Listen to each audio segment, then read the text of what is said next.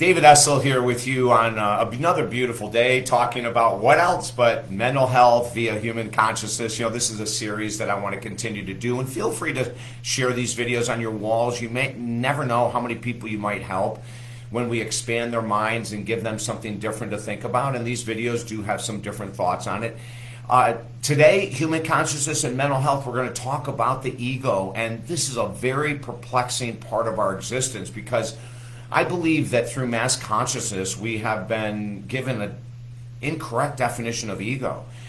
So I want to clear that up today and let you know that there's a way to look at, from a human consciousness mental health point of view, the ego is in two different experiences in one.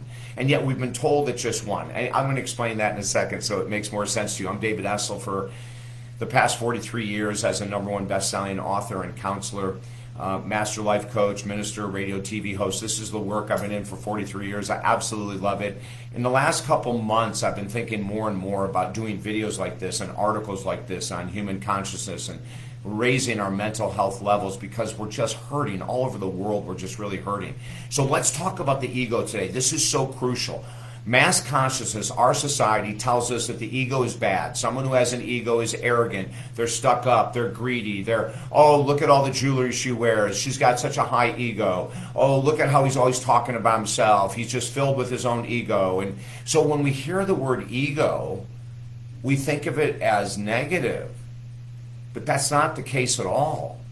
Because there's an opposite to everything. There's the moon to the sun. There is anger to peace. There's an opposite to everything, which must mean that if we're going to look at the ego, there's got to be two sides of the ego. There can't be one side of the ego, but we've been convinced that there is. And so when people talk about ego, they talk about it from a judgmental, negative point of view. But I'm going to blow your mind and open up something totally brand new today. There's another side of the ego. The ego that we're talking about, self-centeredness, arrogance, the need to be right, putting people down, gossip, etc., that's the small ego. Write this down.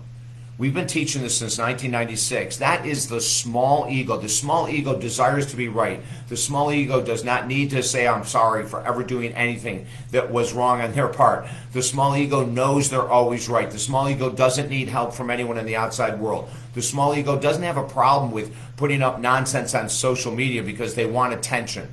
And remember, from a small ego perspective, just like a 2-year-old, attention is attention. Doesn't matter if it's good or bad.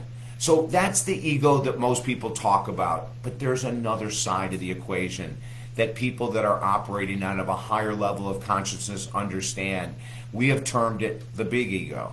What is the big ego? Well, wait till you hear the terminology. Number one, Christ consciousness. Operating out of the big ego is operating out of Christ consciousness, compassion, forgiveness, love, service. This is the big ego. We want to build this up.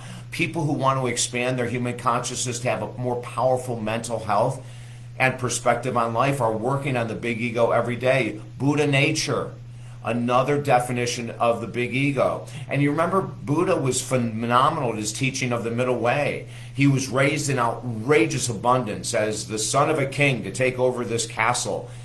And he saw that that wasn't the answer. Having all of this luxury didn't bring people peace. People still died, even with all this luxury. They still got sick, so the luxury wasn't the answer.